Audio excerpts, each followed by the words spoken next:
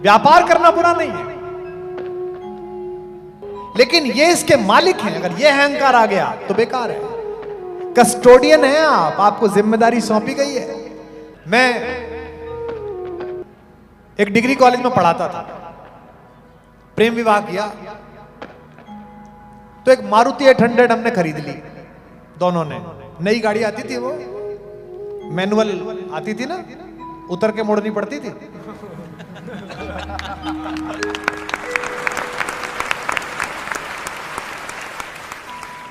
उस कॉलेज में जहां मैं पढ़ाता था और मेरी श्रीमती जी पढ़ाती थी, 2 कॉलेज थे, वहां 300 प्रोफेसर काम करते थे, 100 गर्ल्स कॉलेज में और 200 बॉयज और कोएड में। और मेरे पास एक गाड़ी थी। उस कैंपस में लगभग 70-80 लोगों के पास कार थी। जाड़ों का समय था। जिस शहर में मैं था, भरतपुर में, राजस्थान में नौकरी करता था, वो छोटा सा कस्बा था, तो रात को 7-8 बजे लोग सो जाते थे। मैं एक शहर में कोई कवि गोष्ठी हुई थी, उसमें आमंत्रित था। अब एक तो प्रेम विवाह, 2 साल के अफेयर के बाद, एक नई नई शादी, पत्नियां प्रतीक्षा करती हैं कि खाना साथ खाएं। बाद में तो पता होता है कि अपना खाई जाएगा तो अपना खा। हाँ, कहा था किसकी वेट करें। तो मैं चला गया साहब कवि गोष्ठी में। पत्नी से मैंने कहा कि मैं 9 बजे तक आ जाऊंगा, खाना साथ खाएंगे, जैसा उसने कहा।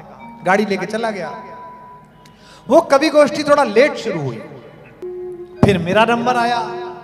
जनता को रस आना लगा, मैंने भी लंबी सुना दी। 10:30 बज गए।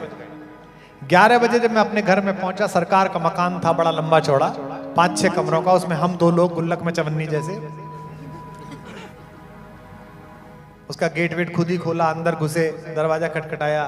श्रीमती जी निकली। उनके चेहरे पर एक गुस्से की रेखा थी। पत्नी झगड़ा कर ले तो पुरुष को मोक्ष प्राप्त हो जाता है कि चलो निकल गया। ना बोले तो वो रौरव नरक में पड़ा रहता है कि पता नहीं क्या सजा मिलेगी, बोल नहीं रही। तो मेरी तो हवा खराब हो गई। मैंने कहा यार ये बोल नहीं रही। तो मैंने उसे बहाने बताए, सच्चे बहाने, कि भाई वो ऐसा था, ऐसा था, ऐसा हुआ। वो मान भी गई। फिर थोड़ा अच्छा बनने के लिए किचन में जाके खुद काम करना शुरू कर दिया। डाइनिंग टेबल पे ये रखो, ये लाओ, ये लाओ। खाना लग गया। एक लॉन्ग कोट था मेरे पास जो मैंने कभी दिल्ली से खरीदा था, वो पहन लिया। जाड़ा बहुत ज्यादा था, 4 डिग्री 3 डिग्री सेंटीग्रेड तापमान। पहला कौर मुंह में रखने की कोशिश की कि घंटी बजी। रात को 11:30 बजे घंटी बजी। दरवाजा खोला तो एक कॉलेज के हमारे जो हेड क्लर्क थे, शर्मा जी, वो बदहवास हालत में शॉल ओढ़ के बोले, विश्वास जी थोड़ी आपकी जरूरत पड़ गई। बुजुर्ग थे, 58 साल के होंगे। मैंने कहा भाई साहब बताएं। मैं तो जवान था, 26-27 साल का। मैंने कहा भाई साहब आदेश करें। उनका लड़का था पप्पू। बोले वो पप्पू की बहू के ना दर्द होने लगा, उसके ड्यू है, तो अगर आपकी गाड़ी थोड़ा मिल जाती तो उसको बहू को अस्पताल तक ले जाते। मैंने कहा भाई साहब 2 मिनट में आया, मैं बिटिया को तैयार करिए। मैं अंदर गया।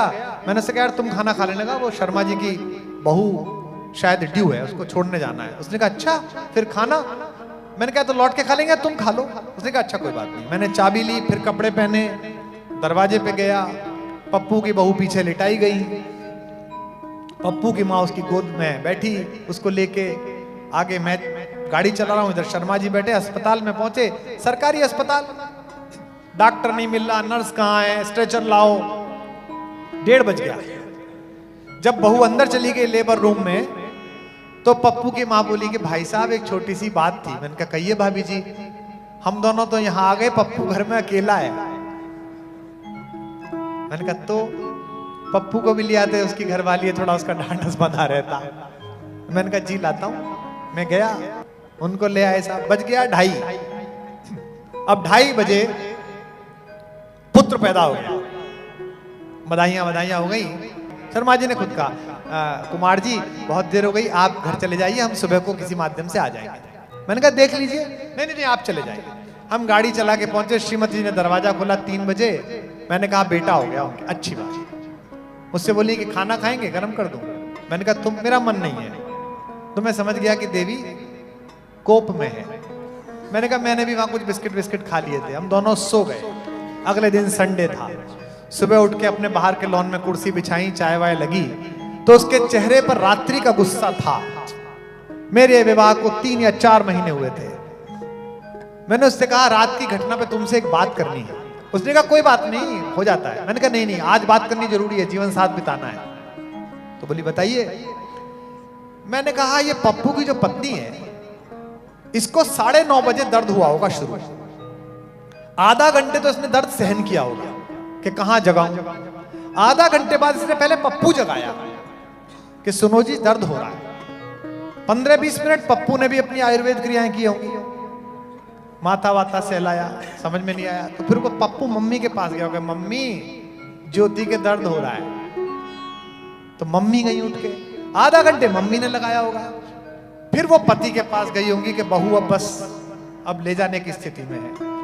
तो जब उसने झंझोड़ के शर्मा जी को जगाया, अब इस बात को आप सुनना कस्टोडियन लोगों, इस कैंपस में 70 लोगों को भगवान ने गाड़ी दे रखी है और मैं सबसे नया प्रोफेसर हूं, ये 20-20 साल पुराने हैं। जैसे ही उनके दिमाग में आया कि एक गाड़ी चाहिए, तो सोते हुए आदमी के दिमाग में ईश्वर ने कहा गाड़ी, वो जो नया लड़का आया है गाजियाबाद वाला, उसके पास है, वहां से ले ले। तो वो मेरे पास आए। भगवान ने इनसे कहा कि बाकी 70 गाड़ी छोड़ 71वीं गाड़ी उसकी ले ले। अगर आज मैंने इन्हें गाड़ी ना दी होती और मैं ना गया होता तो भगवान मुझसे कहता यार तेरे को काम सौंपता हूं, तू करता नहीं है, आगे से ना तुझे गाड़ी दे रहा ना काम दे रहा, इसी में लगा रहा है तू जहां लगा हुआ है।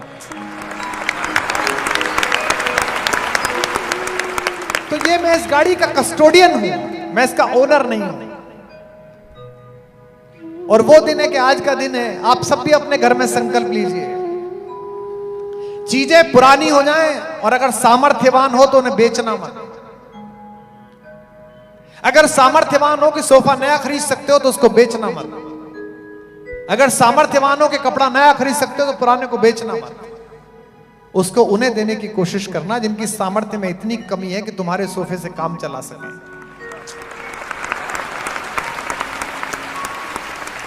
गमों की आंच पर आंसू उबाल कर देखो, बनेंगे रंग किसी पर तो डाल कर देखो। और इस पुण्य भूमि में रहने वाले लोगों, बनेंगे रंग किसी पर तो डाल कर देखो, तुम्हारे दिल की चुभन भी जरूर कम होगी, किसी के पांव का कांटा निकाल कर देखो। ये सिखाते हैं।